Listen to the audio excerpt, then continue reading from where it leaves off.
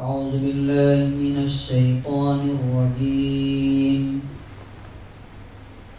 بسم الله الرحمن الرحيم. واعبدوا الله ولا تشركوا به شيئا وبالوالدين إحسانا وبذي القربى واليتامى والمساكين والجار ذي القربى والجار الجنب والصاحب بالجنب وابن السبيل وما ملكت أيمانكم إن الله لا يحب من كان مختالا فخورا. سورہ نساء سورہ نمبر 4 آیت نمبر 36. یہ آیت جو ہے بتاتی ہے کہ اللہ ہی تعالی ہے، سچا معبود ہو سکتا ہے اور وہی اس طرح کی بات کر سکتا ہے کہ اوپر سے نیچے تک، اوپر سے لے کر کے نیچے تک انسانوں کا کوئی بھی ایسا گروپ نہ ہو جو اس آیت میں چھوٹا ہو، جس کے ساتھ اچھائی، بھلائی اور گڈ بیہیو کرنے کے لیے کہا جا رہا ہے. تو اس میں ہم دیکھیں گے کہ کون کون سے لوگ ہیں.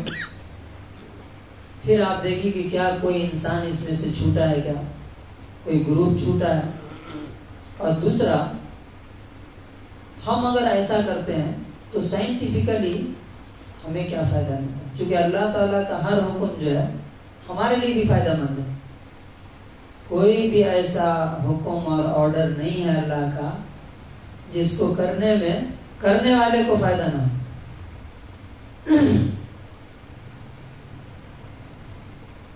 پہلی بات جو اللہ تعالیٰ کہتا ہے وَاعْبُدُوا اللَّهَ، اور اللہ کی عبادت کرو. عبادت کا معنی ہوتا ہے اطاعت، کمپلیٹ اوبیڈینس، اپنے آپ کو سرنڈر کر دینا اور جو کہے وہ ماننا، جس سے روکے اس سے رک جانا، یہی عبادت ہے. اور اس میں ایک اور چیز شامل ہوتی ہے، کیا؟ زبردستی تو آدمی پولیس کی بات نہیں مانتا ہے، وہ ڈنڈے کے زور پہ کہے اٹھو تو اٹھیں گے، بیٹھے تو بیٹھیں گے. لیکن یہ ماننا کیسا ہونا چاہیے؟ اللہ کی عبادت اور اس کی اوبیڈینس جو ہے وہ کیسی ہے؟ حباً وخضوعاً ومع غایۃ التذلل، آخری درجے کی محبت، آخری درجے کی عزت اور احترام کے ساتھ اس کی عبادت ہونی چاہیے. یعنی زبردستی ماننا نہیں، دل سے اور خوشی سے اس کی عبادت کریں. یہ ہے. اچھا، عبادت کا جب ورڈ ہم بولتے ہیں تو ہمارے ذہن میں عام طور سے کیا آتا ہے؟ نماز، روزہ، حج، زکوٰۃ، تلاوت، ذکر، یہی سب. عبادت کا یا ورشپ کا یہ بہت چھوٹا اور انکمپلیٹ کانسیپٹ ہے. عبادت کہتے ہیں کہ انسان صبح جب سے اٹھتا ہے تب سے اور رات کے بستر پہ جانے تک اور سال کے 365 دن اور جب سے ہوش سنبھالا ہے تب سے مرنے کے وقت تک ہر کام میں اللہ کی بات مانے. گھر میں بھی، آفس میں بھی، حکومت میں بھی، کورٹ میں بھی، ہر جگہ یہ عبادت ہے. سر چونکہ ہم کیا ہیں؟ عبد ہیں. عبد مطلب کیا ہوتا ہے؟ غلام، نوکر. تو اللہ کا غلام کیا خالی مسجد میں ہوتا ہے؟ گھر میں بھی تبھی غلام ہے، ہم نوکر ہیں، اور آفس میں ہیں تبھی غلام ہیں.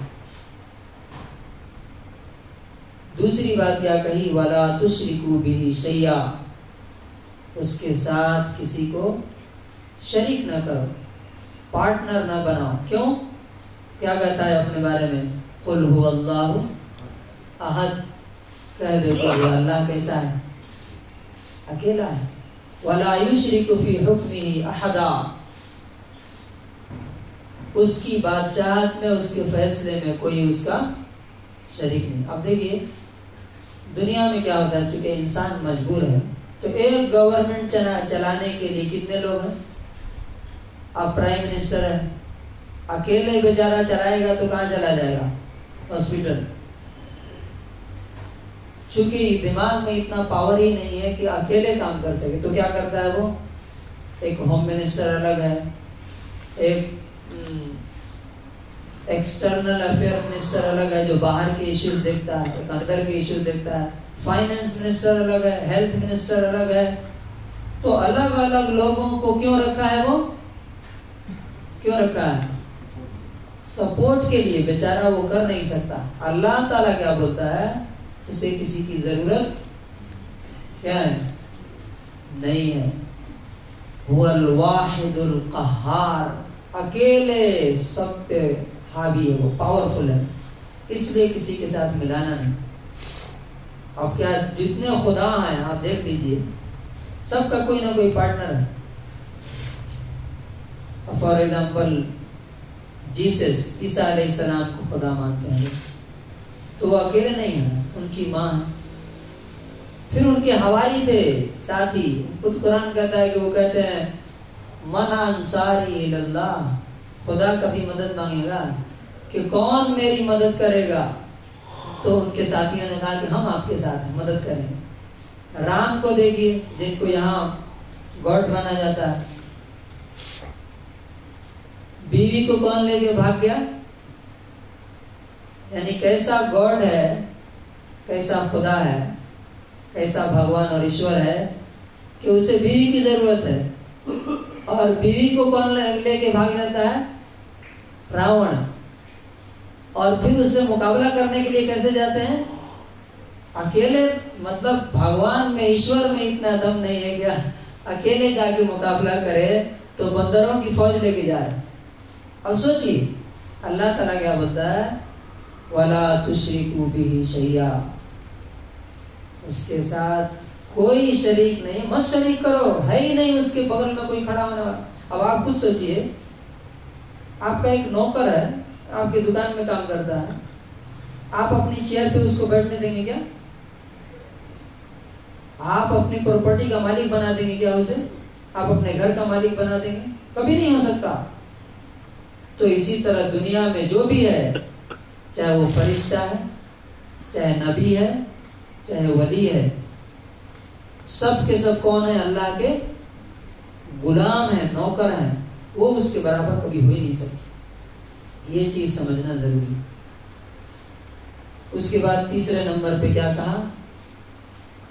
خدا کے بعد، رسول کے بعد سب سے پہلے وَبِالْوَالِدَيْنِ احسانہ، پیرنٹس کے ساتھ، ماں باپ کے ساتھ، ماتا پتا کے ساتھ کیا کرنا؟ اچھا بیہیو کرنا، اچھا ویوہار کرنا. اچھا ویوہار کیسے ہو سکتا ہے؟ دل میں ان کے لیے محبت ہو، احترام ہو، نمبر 1. نمبر 2، زبان پہ نرمی ہو. نمبر 3، پیسے سے ان کے ساتھ اچھائی. اور نمبر 4، اگر ان کی طرف سے کوئی کمی بیشی ہو تو کیا کرے انسان؟ اگنور کرے. یہ ہے بھلائی. دوسرے نمبر پہ انسانوں میں سے کس کے ساتھ بھلائی کرنا؟ وَبِذِي الْقُرْبَى، رشتہ داروں کے ساتھ. پیرنٹس کے بعد کون ہے؟ رشتہ دار. اچھا، نبی صلی اللہ علیہ وسلم نے اس بارے میں کیا فرمایا؟ ماں باپ کے بارے میں. اب آپ دیکھیے، انسانوں کے کسی گروپ میں سے آپ ہیں، آپ اس آیت میں آ جاتے ہیں، اور آپ کے ساتھ اللہ تعالیٰ بھلائی اور نیکی اور گڈ بیہیو کرنے کا حکم دے رہا ہے پورے انسانوں کو. اگر آپ ماں باپ ہیں، پیرنٹس ہیں، تو پہلے نمبر پہ کس کو رکھ رہا ہے؟ آپ کو رکھ رہا ہے. وَبِالْوَالِدَيْنِ احسانًا. اور نبی صلی اللہ علیہ وسلم نے کیا فرمایا؟ رضا اللہ فی رضا الوالدین وسخط اللہ فی سخط الوالدین. کتنی بڑی بات ہے. اللہ اسی وقت خوش ہوگا جب ماں باپ خوش ہوں گے، اور اللہ ناراض ہو جائے گا جب ماں باپ. سوچئے، کیا دنیا کا کوئی مذہب ایسی تعلیم دیتا ہے؟ دوسرے نمبر پہ، اگر آپ رشتہ دار ہیں تو آپ کے ساتھ بھی آیت کیا کر رہی ہے؟ احسان کا حکم دیتی ہے. وَبِذِي الْقُرْبَى رشتہ داروں کے ساتھ. رشتہ داروں میں کون کون آتے ہیں؟ کون کون آتے ہیں؟ بھائی بہن ہیں، چچا ہے، اور ادھر ماں کے سائڈ میں جائیے تو خالہ خالو نانی، باپ کے سائڈ میں جائیے تو دادا چچا، چچا کے بیٹے. تو ساروں کے ساتھ اللہ تعالیٰ کیا کہہ رہا ہے؟ وَبِذِي الْقُرْبَى رشتہ داروں کے ساتھ کیا کرو؟ اچھا بہیو کرو. اور نبی صلی اللہ علیہ وسلم نے اس بارے میں کیا فرمایا؟ دیکھیے ہمارا کیا فائدہ ہے. فرمایا کہ جو چاہتا ہے أَن يُنْسَأَ لَهُ فِي عُمْرِهِ کہ اس کی عمر میں برکت ہو اور اس کی روزی میں، انکم سورس میں برکت ہو، بڑھے، تو کیا کرے؟ فَلْيَصِلْ رَحِمَهُ اپنے رشتہ داروں کے ساتھ کیا کرے؟ اچھا بہیو کرے، ان پر خرچ کرے، ان کے یہاں جائے.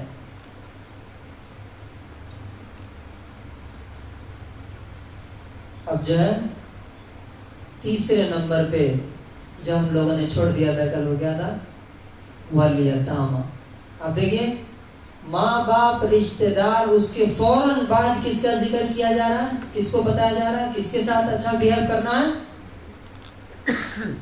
جو سب سے زیادہ ضرورت مند ہے، جس دنیا میں سب سے زیادہ جس کو مدد کی، سہارے کی، سپورٹ کی ضرورت ہے، وہ کون ہے؟ وہ بچے ہیں جو چھوٹے چھوٹے ہیں، کما نہیں سکتے، اور ان کے باپ جو ہے دنیا سے چلے گئے. یہ کون بول سکتا ہے؟ صرف اور صرف وہ ٹرو گاڈ اور سچا خدا اللہ اور ایشور ہی بول سکتا ہے، دوسرا کوئی نہیں بول سکتا. کہ ماں باپ رشتہ دار کے فوراً بعد یتیم، اناتھ بچوں کا خیال رکھو. کیا مطلب ہے؟ ان کی ضرورت پوری کرو. دیکھو ان کے گھر میں کھانے کے لیے ہے کہ نہیں، پہننے کے لیے ہے کہ نہیں، تعلیم کے لیے ہے کہ نہیں، علاج کے لیے پیسے ہیں کہ نہیں. چوتھے نمبر پہ والمساکین، غریب، نیڈی، پور. یہ کون لوگ ہیں؟ انکم تو ہے لیکن کافی نہیں ہے، بس نہیں ہے، انف نہیں ہے، سفیشینٹ نہیں ہے، ضرورت پوری نہیں ہوتی ہے. اس وجہ سے کبھی ہو سکتا ہے کہ بچے زیادہ ہیں، فیملی بڑی ہے، کبھی ہو سکتا ہے کہ بیماری ہے کوئی، کبھی ہے کہ جاب چھوٹ گئی کسی کی، کسی بھی وجہ سے اگر وہ ضرورت مند ہے تو اس کی ضرورت پوری کرنے کے لیے کون بول رہا ہے؟ اب یہ آیت میں ہماری ہندوستان کی 80% 70% آبادی آ جاتی ہے. کیوں؟ 70-80% آبادی کیسی ہے؟ غریب ہے.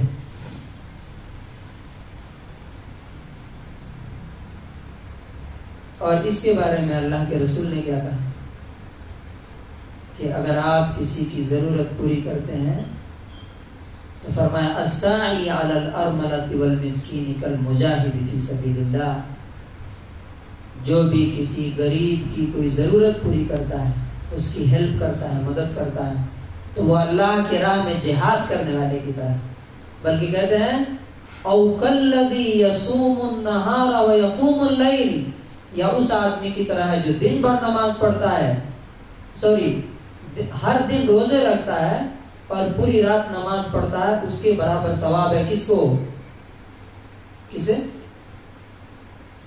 جو کسی نیڈی اور غریب کی ضرورت پوری کرے، اس کو سپورٹ کرے.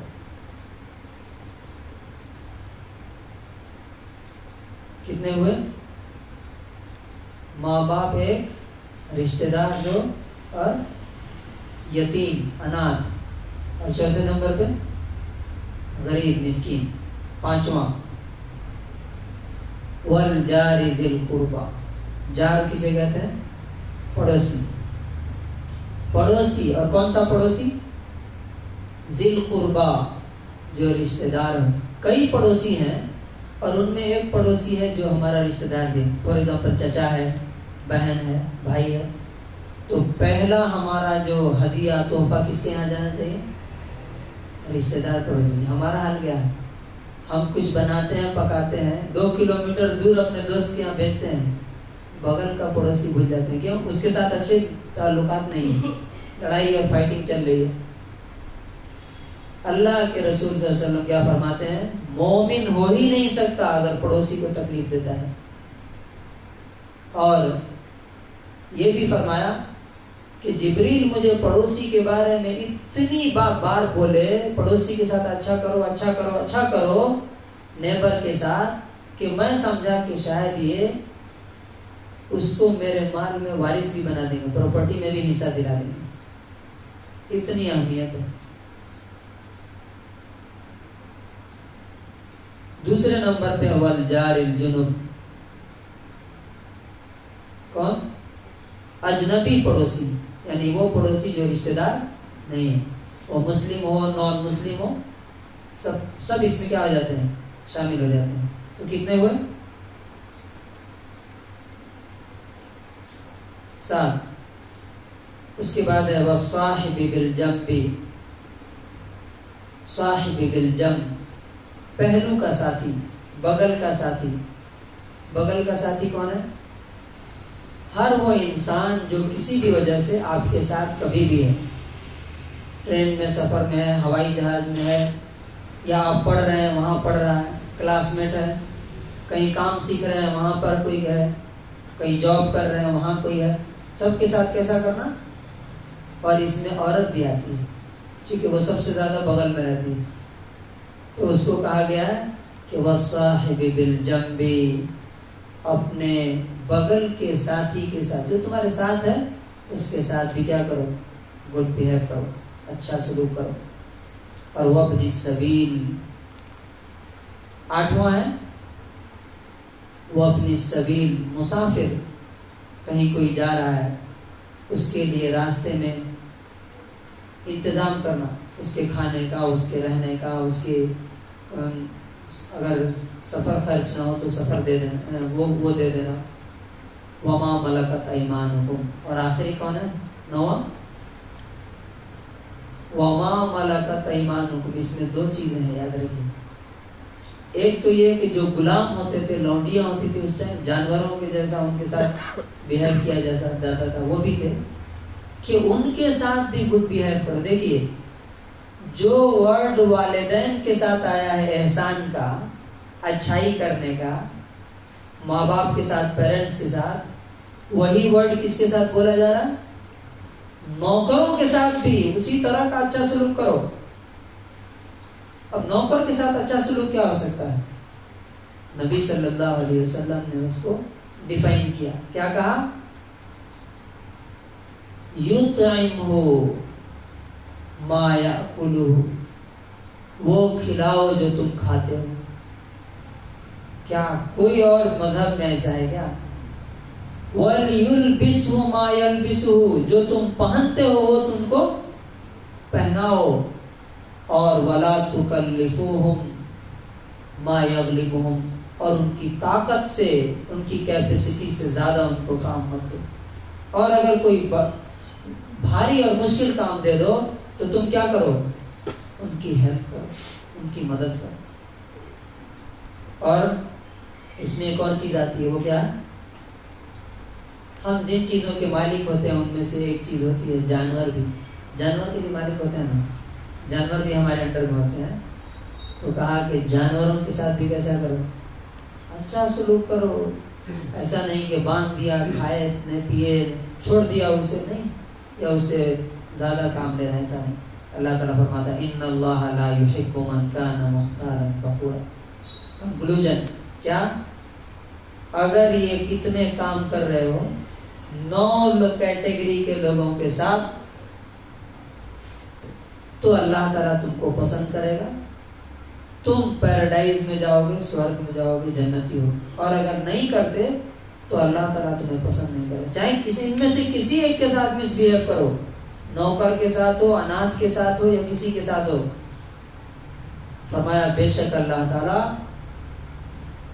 گھمنڈی، تکبر کرنے والے اور فخر اور بڑائی کرنے، اپنے آپ کو بڑا بتانے والے کو پسند نہیں کرتا ہے۔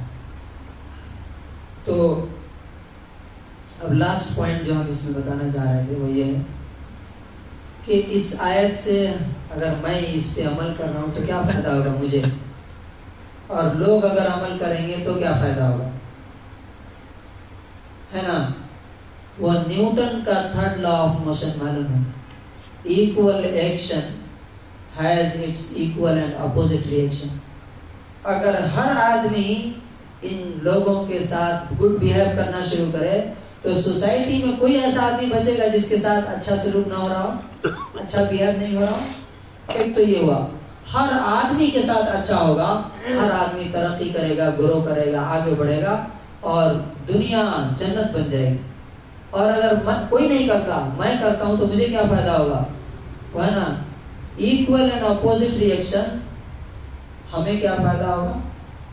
نمبر 1، اللہ تعالیٰ میرے ساتھ بھی بھلائی کرے گا جیسا میں دوسروں کے ساتھ بھلائی، جو ٹٹ فار ٹیٹ، جیسا آپ کریں گے ویسا آپ کو ملے گا۔ اور دوسرا، کسی کی ہیلپ کرنے، نیکی کرنے سے، آج سائنس کیا بتا رہی ہے، جب بھی آپ کسی کی ہیلپ کرتے ہیں، کسی کی ضرورت پوری کرتے ہیں تو آپ کے دماغ سے ایک کیمیکل نکلتا ہے، اس کو کہتے ہیں ہیپینس ہارمون، سیروٹونن۔ وہ کیا کرتا ہے، پورے جسم کو، آپ کے دل دماغ کو خوشی سے بھر دیتا ہے اور بیماریاں دور کرتا ہے۔ تو کس کا فائدہ ہے اس میں؟ ہمارا فائدہ ہے۔ اب لاسٹ میں انگلش ترجمہ دیکھیں گے۔